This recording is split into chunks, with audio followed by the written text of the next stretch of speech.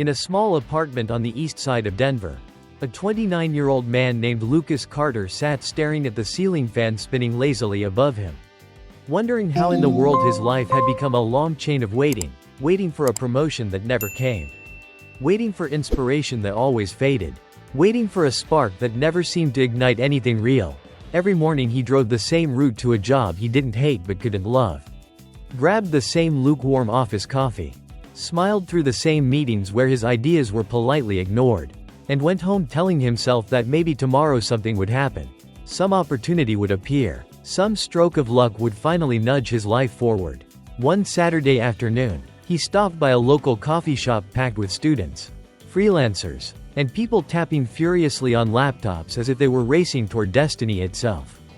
And as Lucas watched them, something uncomfortable stirred inside him. These people weren't waiting.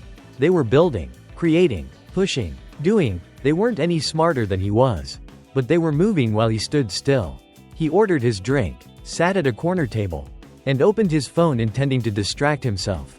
But an old note caught his eye, a half-baked idea he'd written years earlier about designing minimalist, customizable desk organizers for small home offices, a product he wished existed when he tried working from home during the pandemic.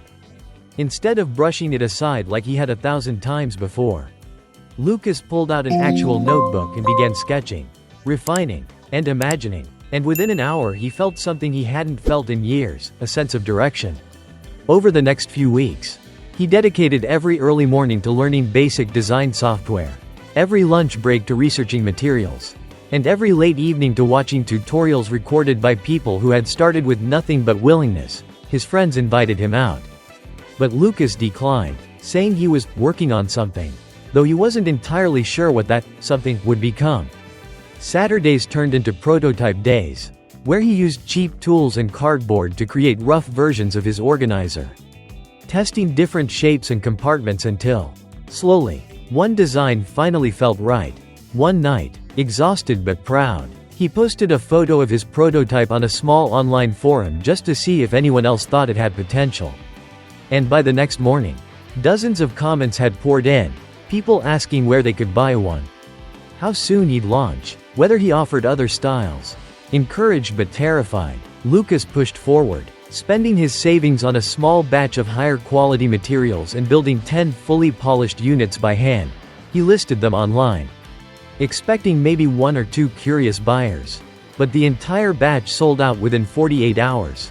A week later, a local blogger who specialized in small workspace design wrote about his clever handcrafted organizer, and suddenly orders started coming in faster than he could keep up. Lucas took a deep breath and knew he had to make a decision: keep treating this as a side project or finally bet on himself.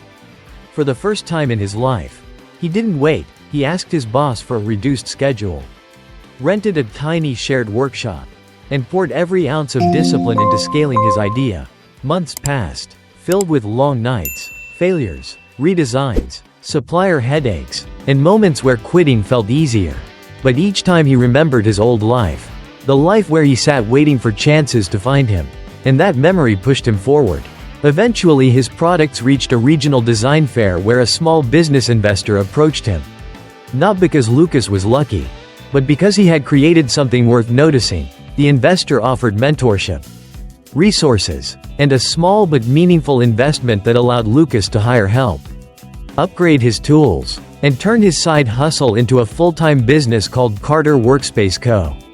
1 year later, Lucas walked into his new studio, sunlight pouring through tall windows, rows of neatly arranged materials, employees chatting as they crafted the products he once made alone, and he felt a wave of gratitude wash over him, not gratitude for luck, but for the moment in that coffee shop when he finally understood that the life he wanted wasn't something he could wait for.